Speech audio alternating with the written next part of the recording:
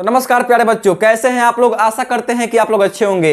आज हम बात करने वाले हैं प्रकाश के परावर्तन के बारे में। जी हाँ, फिजिक्स का चैप्टर नंबर 1 प्रकाश का परावर्तन। बिहार बोर्ड मैट्रिक परीक्षा में जो बच्चे 2027 के लिए तैयारी कर रहे हैं उनके लिए ये वीडियो बहुत ज़्यादा हेल्पफुल होने वाला है, क्योंकि मैं आपको बतलाऊंगा इस वीडियो में प्रकाश का परावर्तन किसे कहते हैं, प्रतिबिंब क्या होता है, समतल दर्पण द्वारा प्रतिबिंब कहाँ कहाँ बनता है, उत्तल दर्पण किसे कहते हैं, अवतल दर्पण किसे कहते हैं, दर्पण सूत्र किसे कहते हैं, आवर्धन किसे कहते हैं। मतलब पूरा निचोड़ मैं आपको पूरा निचोड़ इस क्लास में बताऊंगा। किरण पुंज किसे कहते हैं, ठीक है, पूरा मतलब प्रकाश से लेकर प्रकाश स्रोत से लेकर जितना भी मतलब इसमें हेडिंग है, अब हम पूरा को कवर करने वाले हैं इस वीडियो में। चलिए शुरू करते हैं। अब मैं बतला दूं कि ये क्या है। ये जो क्लास है आपका पार्ट 2 है। क्या है जी?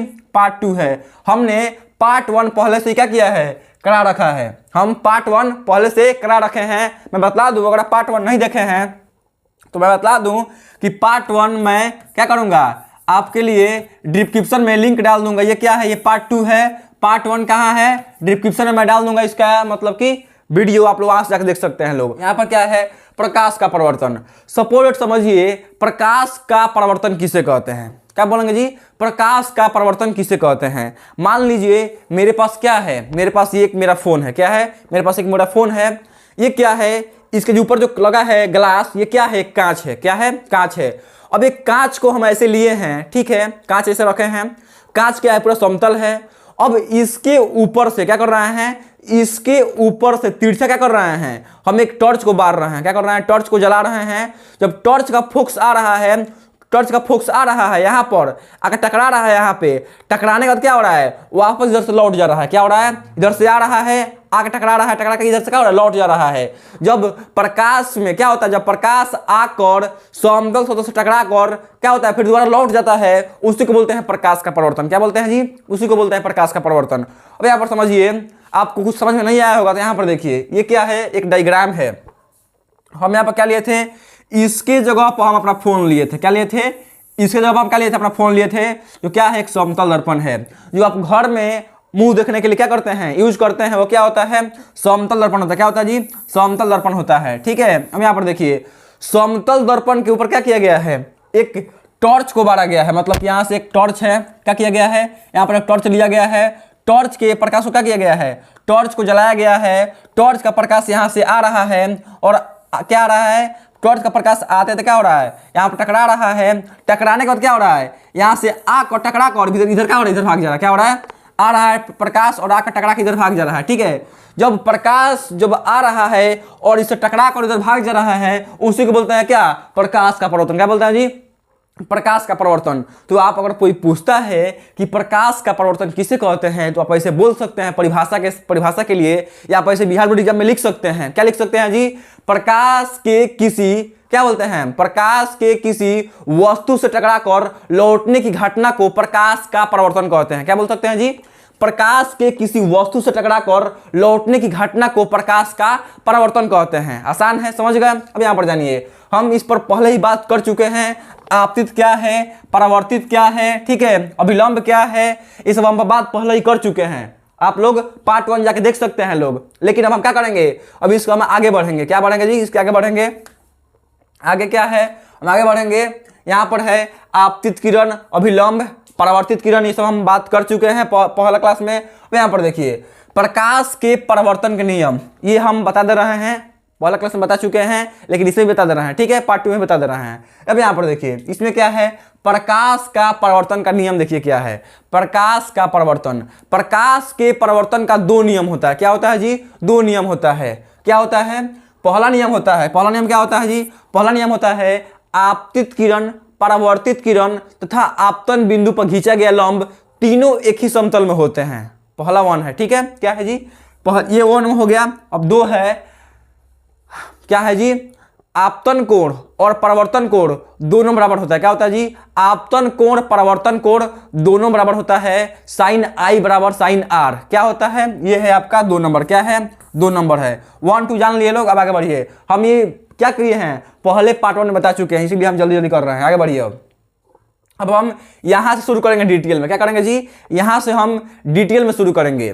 इसके बाद प्रकाश के परावर्तन जैसे ही आप खत्म करेंगे अपने बुक में, अपने मतलब कि अपने जो बुक है आपका भारती भवन हो या बिहार बोर्ड का हो, कोई भी बुक हो, जब उसको खत्म करेंगे तो आपके सामने आएगा क्या, प्रकाश के परावर्तन खत्म होते ही उसी चैप्टर में क्या होगा, प्रतिबिंब दिखाई देगा। क्या दिखाई देगा जी, प्रतिबिंब किसे कहते हैं। अब जानिए प्रतिबिंब किसे कहते हैं। किसी बिंदु स्रोत से आती हुई प्रकाश की किरण दर्पण से परावर्तन के बाद जिस बिंदु पर मिलती है या मिलती हुई प्रतीत होती है उसको बोलते हैं हम प्रतिबिंब। क्या बोलते हैं, उसे हम प्रतिबिंब कहते हैं। समझ में आ गया। अच्छा समझ में नहीं आया होगा क्योंकि ये क्या है, डिफिनेशन है। अच्छे से समझते हैं डायग्राम के साथ। आइए देखते हैं क्या है। जब मान लीजिए प्रतिबिंब किसे कहते हैं, प्रतिबिंब किसे कहते हैं ये जानिए पहले। दर्पण से किसी बिंदु स्रोत से कहीं से भी क्या हो रहा है, प्रकाश आ रहा है। किसी बिंदु स्रोत से आती हुई प्रकाश की किरण दर्पण से परावर्तन के बाद जिस बिंदु पर मिलती है या मिलती हुई प्रतीत होती है उसको बोलते हैं प्रतिबिंब। उदाहरण के लिए अगर आप किसी शीशे के सामने खड़े हो गए, मान लीजिए हमारे सामने क्या है, एक आईना है, एक दर्पण है, वहां पर हम आके जाके खड़े हो गए, ऐसे खड़े हो गए, ठीक है, शीशा टाने खड़े हो गए। अब मेरा जो हम शक्ल दर्पण के क्या होगा, दर्पण में दिखाई देगा, उसी को बोलते हैं प्रतिबिंब। मेरा जो हम शक्ल दर्पण में दिखाई देगा वही क्या है, प्रतिबिंब है। हम रोहित हैं लेकिन हम जो दिखाई दे रहे हैं दर्पण में वो क्या है, वो प्रतिबिंब है। समझ में आ गया, उसी को क्या बोलते हैं, प्रतिबिंब बोलते हैं। प्रतिबिंब जो होता है दो प्रकार का होता है। क्या होता है जी, प्रतिबिंब दो प्रकार का होता है। पहला क्या होता है, पहला होता है वास्तविक प्रतिबिंब, दूसरा होता है आभासी या काल्पनिक प्रतिबिंब। क्या होता है, पहला होता है काल्पनिक, दूसरा होता है आभासी या काल्पनिक प्रतिबिंब। अब हम इस पर बात करेंगे जोर शोर से, लेकिन सबसे पहले समझिए वास्तविक प्रतिबिंब किसे कहते हैं और समझिए डायग्राम के साथ। क्या समझिए, वास्तविक प्रतिबिंब। क्या है वास्तविक प्रतिबिंब। हम बात करते हैं वास्तविक प्रतिबिंब किसे कहते हैं। समझ में आ गया। पहले ये समझिए यहाँ पर क्या दिया है, यहाँ पर एक मोमबत्ती है। क्या है, यहाँ पर एक मोमबत्ती है, मोमबत्ती है। अब यहाँ पर देखिए मोमबत्ती तो है, मोमबत्ती यहाँ पर है, लेकिन मोमबत्ती क्या है, प्रकाश दे रहा है। क्या रहा है, प्रकाश। तो हम ऐसे बोल सकते हैं इसका डिफिनेशन, वास्तविक प्रतिबिंब का डिफिनेशन क्या होगा जी, किसी बिंदु स्रोत से, ललटेन से, बल्ब से, टॉर्च से, लेजर लाइट से, किसी भी बिंदु स्रोत से आती हुई प्रकाश की किरण, बस उसे प्रकाश आना चाहिए। किसी बिंदु स्रोत से, टॉर्च, हीटर, मोमबत्ती कुछ भी हो, उससे प्रकाश निकल रहा है, तो किसी बिंदु स्रोत से आती हुई प्रकाश की किरण, क्या हो रहा है, प्रकाश यहाँ से, प्रकाश की किरण क्या हो रहा है, प्रकाश की किरण यहाँ से निकल रहा है, आती हुई प्रकाश की किरण। ठीक है, ये क्या है, ये मेरा दर्पण है। क्या है जी, ये मेरा दर्पण है।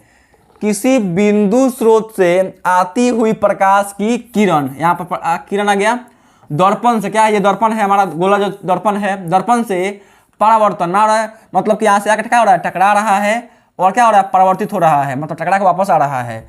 तो प्रकाश की किरण, किसी बिंदु स्रोत से आती हुई प्रकाश की किरण दर्पण से परावर्तन के बाद जिस बिंदु पर मिलती है, देखिए यहाँ पे क्या है, कोट का निशान है नु, यहाँ पर गुना का निशान है।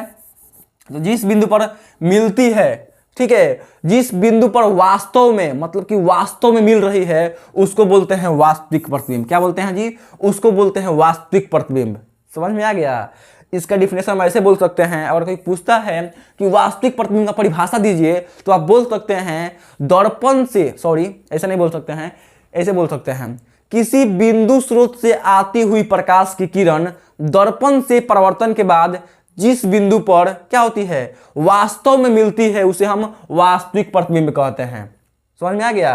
अब हम जानेंगे काल्पनिक प्रतिबिंब किसे कहते हैं। क्या जानेंगे जी, हम काल्पनिक प्रतिबिंब किसे कहते हैं ये जानेंगे। अब यहाँ पर देखिए हम जानेंगे काल्पनिक प्रतिबिंब किसे कहते हैं। अब यहाँ पर देखिए ये क्या है, ये एक दर्पण है। क्या है जी, ये एक दर्पण है। किसी बिंदु स्रोत से आती हुई प्रकाश की किरण, काल्पनिक प्रतिबिंब के लिए इसका डेफिनेशन है, किसी बिंदु स्रोत से आती हुई प्रकाश की किरण दर्पण से परावर्तन के बाद मिलती हुई प्रतीत होती है। क्या होता है, किसी बिंदु स्रोत से आती हुई प्रकाश की किरण दर्पण से परावर्तन के बाद जिस बिंदु पर मिलती हुई प्रतीत होती है, डॉट डॉट डॉट। ये पूरा देखिएगा, जो ये लाइन है क्या है जी, ये जो लाइन है पूरा डायरेक्ट सीधा गया, देख रहे हैं पूरा सीधा गया है, लेकिन ये क्या है डॉट डॉट गया है, मतलब कि ये वास्तव में मिल रहा है लेकिन ये क्या हो रहा है मिलती हुई प्रतीत हो रही है, वास्तव में नहीं मिल रहा है, मिलती हुई प्रतीत हो रही है, उसको बोलते हैं हम काल्पनिक प्रतिबिंब। क्या बोलते हैं काल्पनिक प्रतिबिंब या आभासी प्रतिबिंब। क्या बोलते हैं जी उसको काल्पनिक प्रतिबिंब या आभासी प्रतिबिंब हम कहते हैं। आशा करते हैं कि वास्तविक और काल्पनिक समझ में आ गया होगा। आगे बढ़ते हैं। अब यहाँ पर देखिए आगे बढ़ेंगे हम क्या है, अब हम जानेंगे समतल दर्पण के बारे में। क्या जानेंगे जी हम समतल दर्पण के बारे में जानेंगे। समतल दर्पण किसे कहते हैं, उसके बाद जानेंगे गोलीय दर्पण किसे कहते हैं, उसके बाद जानेंगे हम उत्तल दर्पण किसे कहते हैं, अवतल दर्पण किसे कहते हैं, ये सब हम जानेंगे। यहां पर देखिए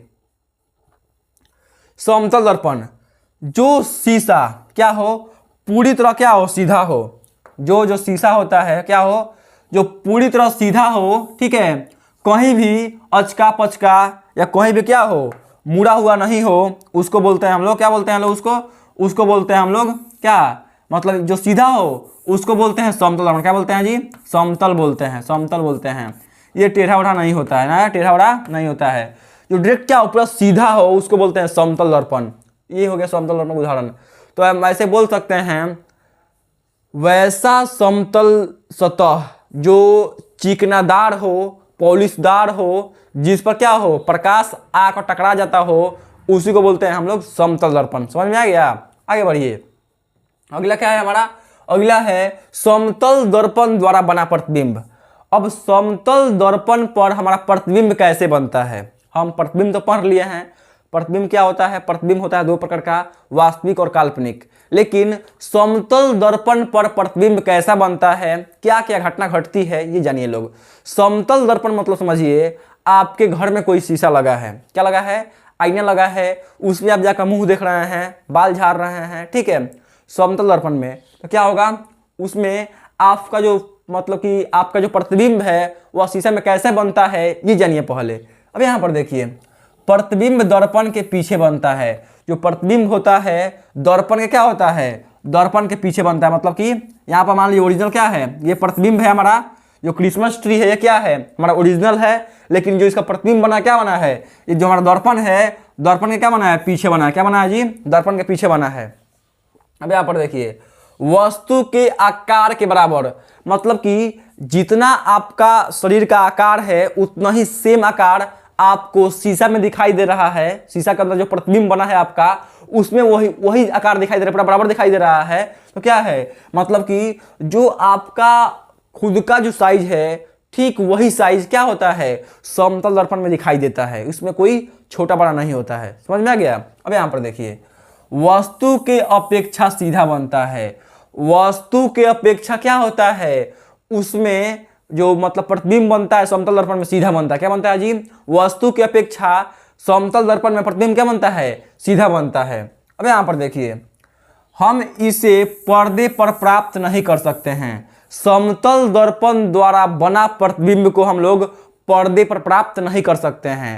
जो बड़े बड़े थिएटर में चलता है फिल्म पर्दा पर, वैसा इसको हम लोग नहीं कर सकते हैं लोग। समझ में आ गया। क्या कर सकते हैं लोग समतल दर्पण हम इसे पर्दे पर प्राप्त नहीं कर सकते हैं। यहां पर देखिए प्रतिबिंब उतना पीछे बनता है जितना वस्तु रहता है, मतलब कि आप अगर शीशा सामने लगा हुआ है, क्या है यहाँ पर आईना लगा हुआ है, क्या है आईना लगा हुआ है, जहां पर वस्तु है ठीक दर्पण के अंदर क्या हो रहा है जितना दूरी यहाँ पर है ठीक उतना ही दूरी क्या हो रहा है यहाँ पर हो रहा है, मतलब कि जितना दूरी पर आप खड़े हैं ठीक उतना ही पीछे क्या होगा समतल दर्पण में आपका प्रतिबिंब बनेगा। समझ में आ गया। मतलब कि आप यहाँ पर खड़े हैं तो क्या होगा आपका प्रतिबिंब भी शीशा के अंदर उधर ही बनेगा, मतलब आप जितना दूरी पर खड़े हैं सेम उतना ही दूरी पर क्या होगा शीशा में भी प्रतिबिंब बनेगा। ये हो गया आपका समतल दर्पण के प्रतिबिंब का कुछ क्या हुआ मतलब कि उसका बनने का क्या है, ठीक है। समतल दर्पण द्वारा बने प्रतिबिंब की घटना यही है, ऐसा ही प्रतिबिंब बनता है समतल दर्पण में, ये रहा। ठीक है आगे बढ़ते हैं। अगला क्या है जी, अगला है हमारा गोलीय दर्पण। क्या है जी गोलीय दर्पण। गोलीय दर्पण किसे कहते हैं पहले ये समझिए, गोलीय दर्पण किसे कहते हैं पहले ये समझिए। अब यहां पर देखिए गोलीय दर्पण जो होता है यह क्या होता है गोल होता है। क्या होता है जी गोल होता है, गोल होने के साथ यह बीच में खोखला होता है। क्या होता है? बीच में खोखला होता है। जिस तरह एक प्लास्टिक का होता है, प्लास्टिक का बॉल, जिसको काटने पर क्या होता है, एक इधर कचौड़ा बचता है, इधर कचौड़ा बचता है, बताया ना कचौड़ा दुगो। उसी प्रकार जब एक बॉल को काटने पर दुगो कचौड़ा बनता है, उसी पर क्या होता है, ये शीशा होता है। क्या होता है? सॉरी, खोखला मतलब गोलीय दर्पण होता है। क्या होता है? गोलीय दर्पण होता है। अब यहाँ पर देखिए, जो गोलीय दर्पण होता है, गोलीय दर्पण एक खोखला गोला का क्या होता है, एक भाग होता है। क्या होता है? खोखला गोला का एक भाग होता है। अब यहाँ पर देखिए, जो यहाँ पर बन रहा है, जो आप दिखाई दे रहा है पीला रंग का, क्या हो रहा है, जो यहाँ पर पीला रंग का गाढ़ा दिखाई दे रहा है, ये क्या है? ये आपका भी दर्पण है और ये भी आपका दर्पण है। अब यहाँ पर देखिए, ये तो गोलाकार का है। हमने यहाँ पर गोला बनाया है। अगर हम इसको बीच से ऐसे काट देते हैं, क्या करते हैं, बीच से इसको ऐसे काट देते हैं, तो क्या बनता है? जैसा ही हम इसको बीच से काटते हैं, यहाँ पर देखिए एक गोला हो गया। ठीक है, अगर हम इसको बीच से ऐसे काट देते हैं, क्या करते हैं, गोला को बीच से काट देते हैं। गोला क्या है? खोखला है। क्या है? गोला खोखला है। अब यहाँ पर देखिए, जैसा ही हम इसको काटेंगे तो क्या होगा, ये इसको हम काटेंगे खोखला गोला को, तो ये क्या होगा, दो भागों में बट जाएगा। क्या होगा जी? दो भागों में बट जाएगा। मतलब कि एक ऐसा खोखला बनेगा, जो क्या होगा, एक ऐसा बनेगा मतलब कि काटने पर, और एक ऐसा बनेगा। बनेगा कि नहीं जी? बनेगा नू। जब हम इसको काटेंगे तो क्या होगा, जब हम इसको काटेंगे तो क्या होगा, ये हो गया पहले। ठीक है, जब हम इस गोला को काट दिए तो क्या हुआ, ऐसा हमारा कुछ क्या हुआ, गोला बन गया। क्या हुआ? ऐसा गोला हमारा बन गया। एक साइड इधर बन गया, एक साइड उधर बन गया। ठीक है, अब यहाँ पर देखिए, जो दो गोला बना है उसी में से एक का नाम क्या होता है, उत्तल होता है। क्या होता है जी? एक का नाम होता है उत्तल, उत्तल, और एक का नाम क्या होता है, अवतल। क्या होता है? ये का नाम होता है अवतल। अब जानिए उत्तल कब होता है और अवतल कब होता है। जब क्या होता है, जब इसके जो कचौड़ा है, कचौड़ा का भीतर से रंग देंगे। जो कचौड़ा होता है, क्या होता है, कचौड़ा ऐसे होता है ना जी, कचौड़ा ऐसे होता है। कचौड़ा का अगर हम भीतर से रंग देंगे तो क्या होगा, वह उत्तल बन जाएगा। और कचौड़ा को अगर हम बाहर से रंग देंगे तो क्या होगा, वे अवतल बन जाएगा। क्या होगा जी? अगर कचौड़ा को, जैसे कि कचौड़ा हो गया, काटे हैं, तो अगर उसको भीतर से रंग देंगे तो उत्तल बन जाएगा, और उसको बाहर से रंग देंगे तो वह अवतल बन जाएगा। कौन सा? कांच का कटोरा। समझ में आ गया? अब यहां पर देखिए, अब हम ऐसे बोल सकते हैं, क्या बोल सकते हैं जी, वैसा खोखले गोला का हम अगर कोई पूछता है कि उत्तल दर्पण किसे कहते हैं, उसका परिभाषा दीजिए, तो आप ऐसे बोल सकते हैं, गोलीय दर्पण का या खोखले गोले का वह भाग जो भीतर से रचित हो, भीतर से रंगा हुआ हो, उसे हम लोग उत्तल दर्पण कहते हैं। और अवतल दर्पण का परिभाषा क्या है, खोखले गोले का वह भाग जो बाहर से रचित हो, उसको हम बोलते हैं अवतल दर्पण। समझ में आ गया? वैसे आप बोल सकते हैं क्या, उत्तल और अवतल का परिभाषा ये रहा। अब देखिए, अगर आपको इसको दर्शाना हो, क्या करना हो जी, और आपको दर्शाना हो कि जो दर्पण है, क्या है, जो दर्पण है, सॉरी, जो दर्पण बना है क्या है, उसका मतलब कि ध्रुव क्या है। अब यहां पर देखिए, हम बताते हैं। अब यहां पर देखिए, ये देखिए, ये क्या है, ये उसी गोला का भाग है। क्या है जी? उसी गोला का भाग है। ठीक है, यहां पर हम एक अपने से लाइन लेते हैं, रुक जाइए, यहां पर हम एक गोला ले लेते हैं। क्या करते हैं जी, एक गोला लेते हैं। गोला हम यहां पर ले लेते हैं एक, क्या करते हैं, एक गोला लेते हैं। यहां पर देखिए, गोला हो गया। गोला को हम यहां पर रखते हैं। अब इस गोला के बीचों बीच क्या करते हैं, यहां पर पहले इसको काट देते हैं। देखिए यहाँ पे एक गोला ले लिया हम, गोला क्या करते हैं, अब इसको हम रंग देते हैं।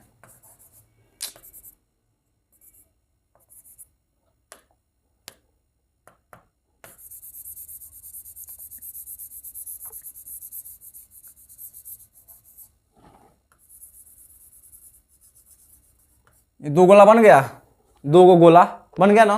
यहाँ पर देखिए, जब ये दो गोला बन गया तब हम यहाँ पर क्या करेंगे, हम यहाँ पर अब हम करेंगे, इसको करेंगे भीतर से रंगते हैं। क्या करते हैं, जो ये वाला गोला है इसका करते हैं हम भीतर से रंगते हैं, जैसे कि हम ऐसे रंग रहे हैं, क्या करते हैं इसको हम भीतर से रंग देते हैं।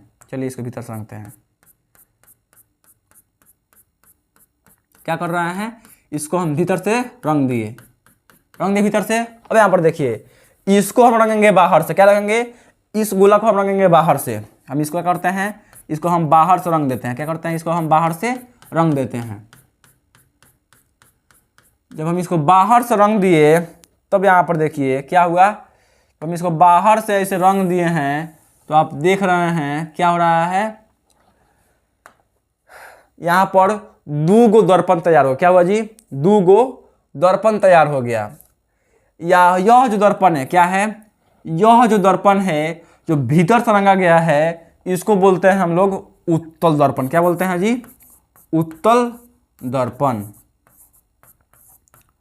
लेकिन जो बाहर से रंगा गया है ये वाला, इसको बोलते हैं हम लोग अवतल दर्पण। क्या बोलते हैं, अवतल दर्पण। ये आप लोग समझ गए उत्तल अवतल क्या होता है, ये समझ गए लोग। अब यहां पर देखिए उत्तल और अवतल तो आप समझ गए हैं, बात सही है, ठीक है, चलिए समझ गए हैं। लेकिन उत्तल और अवतल दर्पण समझने से नहीं होगा, इस पे हम कुछ क्रिया करेंगे। क्या करेंगे जी, क्रिया करेंगे। आगे बढ़ते हैं। मतलब कि गोलीय दर्पण में, उत्तल दर्पण में, अवतल दर्पण में ध्रुव होता है। क्या होता है जी, ध्रुव होता है। वक्रता केंद्र होता है। क्या होता है, वक्रता केंद्र होता है। वक्रता त्रिज्या होता है। प्रधान या मुख्य अक्ष होता है। ये सब हम जानेंगे कि कौन कहाँ होता है। मान लीजिए क्या है, ये मेरा जो फिगर हम बनाए थे, फिगर में आइए, क्या है, फिगर में आइए, ठीक है। यहाँ पर देखिए जो यहाँ पर फिगर बना है, इस फिगर को ढक लीजिए। क्या करना है, इस फिगर को भूल जाइए, इधर की याद रखिए। ये जो फिगर बना है, ठीक है, ये जो फिगर बना है, इधर का भूल जाइए, इधर का भूल जाइए, ठीक है, इसका मतलब नहीं है, अभी थोड़ा भूल जाइए, इधर का भूल जाइए, इधर बस इतनी इसको याद रखिए, इस फिगर को याद रखिए। इस फिगर को उठा रहे हैं, उठा कर ला कर यहाँ पर रख दे रहे हैं, मतलब कि यहाँ पर ऐसे हम रख दिए, समझ में आ गया ना, रख दिए। अब यहाँ पर देखिए जो ये दर्पण है, क्या है, यह जो दर्पण है आपका, हम अवतल दर्पण को लिए हैं, मतलब कि यहाँ पर हम अवतल दर्पण को लिए हैं, समझ में आ गया। अब यहाँ पर देखिए जो क्या किया गया है, यहाँ पर जो दर्पण है इसको क्या किया गया है, बाहर से, देखिए यहाँ से बाहर से रंगा गया है, ठीक है, बाहर से रंगा गया है। ये क्या है, आपका अवतल दर्पण है। अब यहाँ पर देखिए अवतल दर्पण के बीचों बीच, मतलब कि यहाँ पर देखिए ये क्या अवतल दर्पण है, इसके बीचों बीच क्या है, यहाँ पर क्या है, इसके बीचों बीच क्या है, पी है। क्या है, पी, मतलब क्या है, यहाँ पर हमारा क्या है, ध्रुव है। क्या है, पी है, मतलब कि यहाँ पर क्या है, ध्रुव है, ठीक है, यहाँ पर क्या है, ध्रुव है, ठीक है। और एक लाइन गया है, क्या गया है जी, एक लंबा सा लाइन गया है, जैसे हम खींच लेते हैं, ठीक है। अब यहाँ पर देखिए हम इसी फिगर में देखेंगे क्या है, यहाँ पर क्या है, फोकस है, मतलब कि इसके बीच यहाँ पर क्या है, यहाँ पर क्या है, एफ है। क्या है जी, यहाँ पर हमारा एफ है। क्या है, फोकस है। एफ मतलब क्या होता है, फोकस होता है। इसका जो बीच है क्या है, यही आपका क्या है, वक्रता केंद्र है। क्या है जी, वक्रता केंद्र। क्या है, वक्रता केंद्र है आपका ये, ठीक है। अब देखिए यहाँ पर जो वक्रता केंद्र हो गया, ये और ये, मतलब कि वक्रता केंद्र से लेकर यहाँ तक की जो दूरी है, क्या है, यहाँ से लेकर जो यहाँ तक की दूरी है, इसको हम बोलते हैं क्या, इसको हम बोलते हैं वक्रता त्रिज्या। क्या बोलते हैं जी, वक्रता त्रिज्या, ठीक है, वक्रता त्रिज्या बोलते हैं इसको। समझ में आ गया, ये क्या है, समझने वाला बात है। मतलब कि यहाँ पर जो दर्पण हो गया, ये जो दर्पण हो गया, यहाँ पर जो मतलब बना है वो क्या है, आपका पी है, मतलब क्या है, ध्रुव है। और जो यहाँ बना क्या है, ये आपका फोकस है, ठीक है। और जो यहाँ पर बना है क्या है, ये आपका वक्रता केंद्र है। क्या है जी, ये आपका वक्रता केंद्र है। और वक्रता केंद्र से लेकर ध्रुव तक ले बीच में जो डिस्टेंस है, क्या बोलते हैं, उसको बोलते हैं हम वक्रता त्रिज्या। क्या बोलते हैं जी, वक्रता त्रिज्या बोलते हैं। समझ में आ गया ना, वक्रता त्रिज्या बोलते हैं, समझ में आ गया। अब यहाँ पर देखिए, लेकिन जो ये लाइन गया है सीधे, क्या किया है, ये सीधे लाइन गया है, इसको हम बोलते हैं प्रधान अक्ष। क्या बोलते हैं जी, हम इसको हम बोलते हैं प्रधान अक्ष। क्या बोलते हैं, प्रधान अक्ष। मतलब कि यहाँ पर हम फिगर में दिखा रहे हैं ध्रुव क्या है, ध्रुव यहाँ पर दिया गया है। वक्रता केंद्र क्या है, वक्रता केंद्र हमारा यहाँ पर दिया गया है। क्या किया गया है, वक्रता केंद्र हमारा यहाँ पर दिया गया है। वक्रता त्रिज्या क्या है, मतलब कि यहाँ से लेकर जो यहाँ तक दूरी है उसको क्या किया गया है, वक्रता त्रिज्या माना गया है। और प्रधान अक्ष मतलब कि यह जो पूरा लाइन गया है, क्या है, जो पूरा लाइन गया है इसी को क्या माने हम, प्रधान अक्ष माने हैं। क्या माने हैं जी, प्रधान अक्ष माने हैं। समझ में आ गया। ये कंडीशन हमेशा आप याद रखिएगा, ये कोई नियम नहीं है या ना कोई ये समझाने वाला बात है, ये ऐसा होता है, ठीक है, ये याद रख लीजिएगा, बहुत ही क्या है, इंपॉर्टेंट है। अगर आप चाहते हैं तो इसको देख सकते हैं अच्छे से, ये आप स्क्रीनशॉट ले सकते हैं। ये हो गया, ठीक है। आगे बढ़ते हैं। गोलीय दर्पण आप समझ गए अच्छे से, अवतल दर्पण समझ गए, उत्तल दर्पण समझ गए। अब अवतल दर्पण उत्तल दर्पण तो आप समझ गए। अवतल दर्पण किसे कहते हैं, परिभाषा पूछेगा तो आप ऐसे लिख सकते हैं, गोलीय दर्पण का, ठीक है, या खोखले गोले का वह भाग, खोखले गोले का वह भाग जो बाहर से रजतित हो, मतलब बाहर से रंगा गया हो, उसको बोलते हैं अवतल दर्पण। और खोखले गोले का वह भाग जो भीतर से रंगा हुआ हो, उसको बोलते हैं हम उत्तल दर्पण। क्या बोलते हैं जी, उसको हम बोलते हैं उत्तल दर्पण, ठीक है। यहाँ पर कुछ डायग्राम दिया गया है जो हम लोग समझा दिए हैं, वही डायग्राम है, समझ में आ गया। आगे देखिए, आगे बढ़ते हैं। उत्तल और अवतल दर्पण का उपयोग कहाँ कहाँ होता है। आपको पता नहीं होगा कि उत्तल और अवतल दर्पण का उपयोग कहाँ कहाँ होता है, आइए बताते हैं। उत्तल दर्पण का उपयोग पतली गली के रोड लाइट में होता है। कहाँ होता है, पतली गली के रोड लाइट में होता है। कोई गली है, आपके गांव में नहीं होता है, गली चौराहा होता है, गली होता है, उसके सामने एक बड़ा सा पोल पर एक लाइट लगा होता है, लगा रहता है ना, सब लाइट लाइने से लगा रहता है ना जी। जब ये लाइट लगा होता है खंभा के ऊपर, उसी को बोल रहे हैं उत्तल दर्पण का उपयोग पतली गली के रोड लाइट के ऊपर, रोड लाइट के उपयोग में होता है। साथ ही इसका उपयोग वाहन के क्या होता है, वाहन के साइड मिरर में। क्या होता है, वाहन का जो साइड मिरर होता है, लुकिंग ग्लास जो पीछे का देखता है, साइड मिरर, उसमें होता है उत्तल दर्पण का उपयोग। समझ में आ गया। और उत्तल दर्पण का उपयोग और बहुत सारी जगह होता है, लेकिन ये बहुत ही इंपॉर्टेंट था जो हम बताए हैं, हमेशा पूछता है एग्जाम में। अब हम जानेंगे अवतल दर्पण का उपयोग कहाँ होता है। अवतल दर्पण का उपयोग हजामत के रूप में होता है। मतलब गए हैं सैलून में दाढ़ी बनवाने, बाल कटवाने गए हैं, वहाँ पर देखिएगा अवतल दर्पण लगा हुआ होता है। अवतल दर्पण में क्या होता है, आपके पूरा जो मुंह है, जो आपका थोबड़ा है, वह उसमें बड़ा दिखाई देता है। क्या होता है जी, बड़ा दिखाई देता है, जिससे कि दाढ़ी बनवाने में क्या होता है, तकलीफ नहीं होता है। समझ में आ गया। और उत्तल दर्पण में क्या होता है, प्रतिबिंब में छोटा दिखाई देता है, ताकि जब पूरा बहुत बड़ा क्षेत्र होगा उसको छोटा कर देगा कौन, उत्तल दर्पण। इसीलिए गाड़ी के साइड मिरर में छोटा होता है। गाड़ी के साइड में क्या होता है जी, जो गाड़ी होता है, मान लीजिए कि यहाँ पर क्या है, मेरा एक बाइक है, क्या है, मेरा एक बाइक है, ये हैंडल हो गया। बाइक के ऊपर जो लगा रहता है साइड मिरर, क्या होता है, साइड मिरर लगा रहता है ऐसे ऐसे,